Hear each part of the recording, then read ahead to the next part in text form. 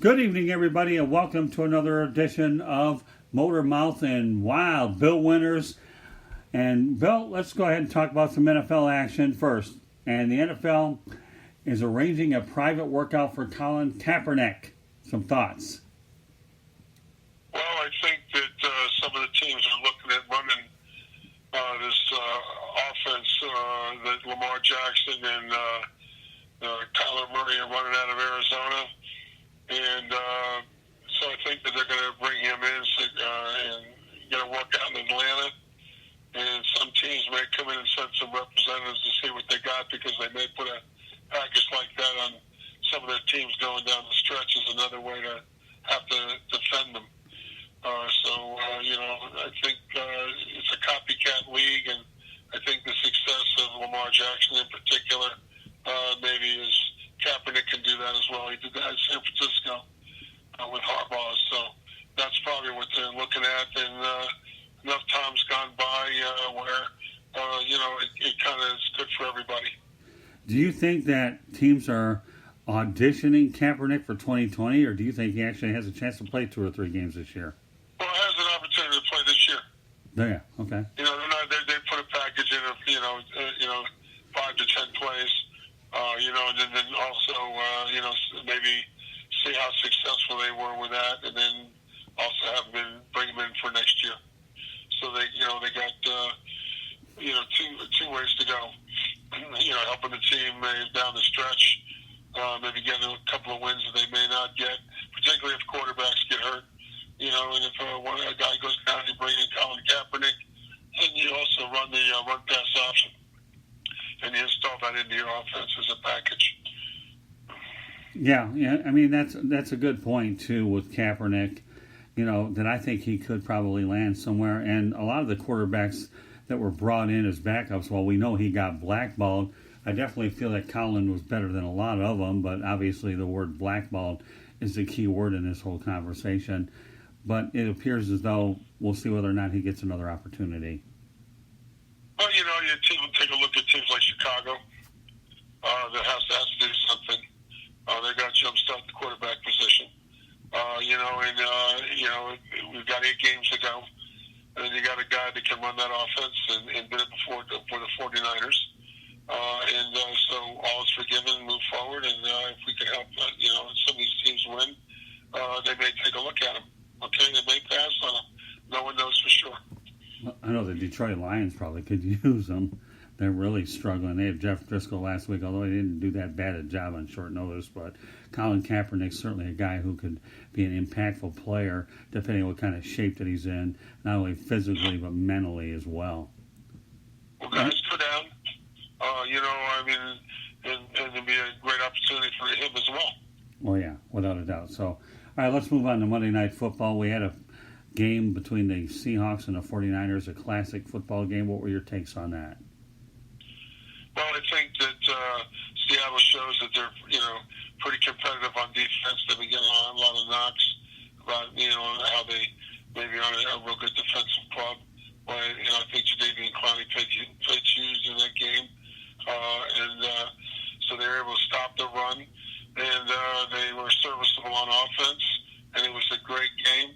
But I think the thing that I got most out of it, that Jimmy Garoppolo kind of got it exposed, is maybe it's not completely his team yet, like it is with Russell Wilson. You definitely know Russell Wilson makes the Seahawks go. With Garoppolo, he looked mediocre. Down the stretch, the 49ers had their run game taken away from him. So, this is the first time that Garoppolo's had to put a team on his back and take him down the field, throwing the football primarily. And quite frankly, he got away with having a few passes that were literally interceptions that were dropped. So he kind of escaped a little bit. The jury's still out about how good the 49ers really are. I think they got a really good defense. But, can he take them all the way to the Super Bowl is the question, because right now he didn't really I think he kind of failed that test a little bit about whether or not he could take a team on his back right now. But who knows? He hasn't been with them long enough. We're just now starting to see the body of work after 16, 17 games. Because remember, he played, I think, 2 years ago, hardly any last year, and we got 8 people really know what you can do. Well, Garden Michigan went through the same thing as well. Right. They get 8 or 9, 10 games on you, they start to take away what you do. That's true. I mean, with all due respect, George Kittle was out of the lineup, and I know he's had success with him. And Emmanuel Sanders, unfortunately, got hurt. But again, Emmanuel's just arrived there. So I think you're right. Jimmy Garoppolo has to stand the 16-game test all year to really be able to come up with what I consider a fair evaluation. Although I give him a lot of credit, he has found a good spot in San Francisco. Time will tell to see where it goes. Let's go to Baker Mayfield. I think my personal opinion is I think he can do it. It's a learning process for him as well. I think he needs to sit back in the pocket, relax a little bit more. He had that kind of happy feet, but he got better as the game went on. But it was a little rough, starting the third quarter. Yeah, I like Garoppolo. I have no problem with him. He does something that this next guy doesn't do. He does keep his mouth shut and plays. Not the case with Baker Mayfield, although he did get a win against Buffalo 19-16. Yes. Finally got one. Some thoughts about Baker's act against the Buffalo Bills? Well, I think that that game was a toss-up. I think Baker played better. He threw the ball a little bit more accurately than he has in the past. What was really good when I watched the highlights of the game was they really established the run with Chubb, and the fact that they had that other running back that had just come in off of, we'll call it the injured list, Kareem Hunt. That really helped them with another, 1-2 punch. And then they got down the red zone, and they only converted once. The play calling was a little suspect with a rookie coach, with that safety.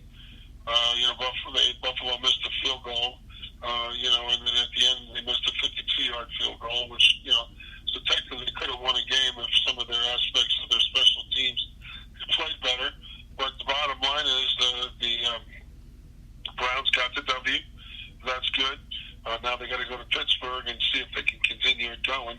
But I don't see them making the playoffs, and I think they dug themselves in a hole they can't get out of. But it'll be nice to see how well the team comes together and starts to play the way they really should be, because they got a lot of talent. And it's just a little tough to see them not perform very well in offense, but they started to get the ball to Beckham, and that was a good thing. Something they haven't been able to do in the past. So as long as they get that ground game going, they can play around Mayfield a little bit. He was improving a little bit, but it still has a long way to go. About again, is he the type of quarterback that can win a game, taking a team down the field? All right. Yeah. Well, not only that, they have a coach that's probably a one and done too. I think Freddie Kitchens is gonna one season he's out of there. Well, I don't know about that. No? We'll have to see. We still have 6, 7, 8 games to go. I think it's a little too early to start pulling the plug on him. Then you get that revolving door as a head coach. Unless they go absolutely in the tank, then I see what you're saying possibly being the reality. But right now, I think if they play 500 going down the stretch, they'll be back for next year. I think they're capable of doing that. Then we'll just say that Freddie Kitchens' job is on life support. Of course, tomorrow night we'll see how he does on the national stage against the Steelers. We'll get into your prediction with that one tomorrow. The Atlanta Falcons defeated New Orleans Saints on Sunday. Well, you know what? Were they a desperate football team, or did New Orleans come out flat? Well, I think New Orleans came out a little flat, but you also have to understand that the coaching there in Atlanta, that's a good ball club. Defensively, they're coming off 2 years from the Super Bowl, and they got their quarterback back. Offensively, the Falcons have always been able to move the ball. It's just they have a tough time stopping people. So they got up on the Falcons, and the Saints were a little flat.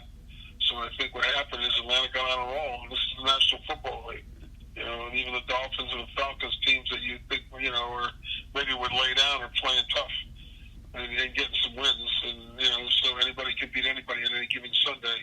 But I think it was more of the Saints playing a little flat, the Falcons coming out and getting hot, and it will snowball from there. But I think the Saints will be right back in the win column next week, just like Green Bay had last week. Same scenario. These teams get 7, 8 wins. They get a little lackadaisical. Yeah, I agree. I think there's definitely that thing called a wake-up call, and the Saints definitely did get it. Although, they'll have a tough game, and we'll get into your predictions tomorrow, but Tampa Bay, New Orleans could be a pretty interesting game of the week, that's for sure. Let's go on to the Green Bay Packers win over the Carolina Panthers. Christian McCaffrey had a nice game. Mother Nature contained them, but nobody really slows them down. But the Packers got the W. Yeah, the Packers right back where they were 2 weeks ago. I think they got home over last week's win and just came out a really good ground game. I think the running back they have back there is Aaron Rodgers. Thinks that he should be the MVP of the league right now with the way he's been running the football with the Packers. But he's in the discussion. So it was nice to see the Packers play up to their capabilities and get back in the win column. I still think they're the class of the division. But Minnesota's on their heels.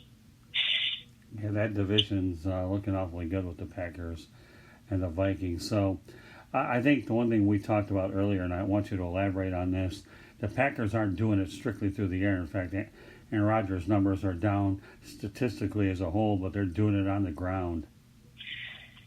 Doing it on the ground and playing really solid defense. Yeah, what Matt LaFleur is doing is what Jimmy Johnson attempted to do with Dan Marino, sacrifice your stats and let the running game take over. And we all know that Jimmy Johnson won Super Bowls. Marino only got to one. So I think Aaron Rodgers has been unselfish with his personal numbers and allowing the whole offense to be a lot more balanced for sure. Yeah, but then when you start going down the stretch and you got to win it with the arms, the other team doesn't really see what you've been doing all year. So that's a good thing. So you kind of unveil a secret weapon. Also reminds me of the Rocky film when he was told he was a left-handed puncher, used the right hand, and then came back to the left. Do you like that analogy? Yes. I also like the fact that Kansas City is kind of slumping. Because they're not playing as well as they were before, and they kind of rely too much on the pass. So it's like anything else; you have to have balance between the run and the pass, and it's a tough thing to stay on rhythm a lot of times, particularly when you have quarterbacks coming in and off the injured list. Yeah, well, the Packers have been playing pretty solid because they haven't been snaked up with a lot of injuries. Yeah, Kansas City's wasting LaShawn McCoy. Let's go back to Christian McCaffrey for a moment. Can he play in any era? Yeah. Heck yeah. Well, that was one year. That was one of your shorter answers. I'm not used to that. It catches me off guard when you give me a shorter. That's not a lot to say. And, anybody who says they wouldn't be kind of like, what's the matter with you? I must be shocked if you're giving me a short answer. I love Christian McCaffrey. Definitely a two-way all-purpose back for sure. And, he loves the workload too, doesn't he? That and catching the ball out of the backfield too. Right. That's the complete running back. Reminds me of a guy years ago. Reminds me of a guy you're probably all too familiar with, James Wilder, years ago for the Tampa Bay Bucks. What he would define what the all-purpose back really is. James Wilder was a good one, wasn't he? James was a stud. I watched him carry the rock for the Bucks for a long, long time. It's a shame they didn't have more of a team to complement him, but he was a tough back, durable. Yeah, Leonard Fournette's turning into one of those. And can you imagine, Bill? Let's do a little bit of imagination, okay? What Barry Sanders would have been like if he caught the football out of the backfield. Oh, my goodness. Yes, without a doubt. One of those quick laterals, sort of like what Alabama does. Yeah, right. Just throw it to him out in the wing and let him go with it, put him out in space. All up there. Yeah, I had the good pleasure. Didn't do that much with him when he was playing for the Lions. Yeah, I had the good pleasure of covering Barry Sanders with the Lions. You know what's so fun about Sanders wasn't what he did on the field, but every time you grabbed the Lions press releases, how he kept going up the chart, who's going to pass at a given time. As a writer, you always like to see what milestone you're going to be on. And I was actually at the Astrodome when he got his 10,000th yard. Happened to be in the right place at the right time at the Astrodome. So, all right, let's go on to the nice segue, huh, Bill? We're doing really well tonight. From the Astrodome, where Barry Sanders got his 10,000th yard, to a team that used to play there, the Houston Astros, who have been accused of cheating in the 2017 championship year. Some thoughts about that? Well, here we talked the last time on my show, and this will be kind of a theme that, we're trying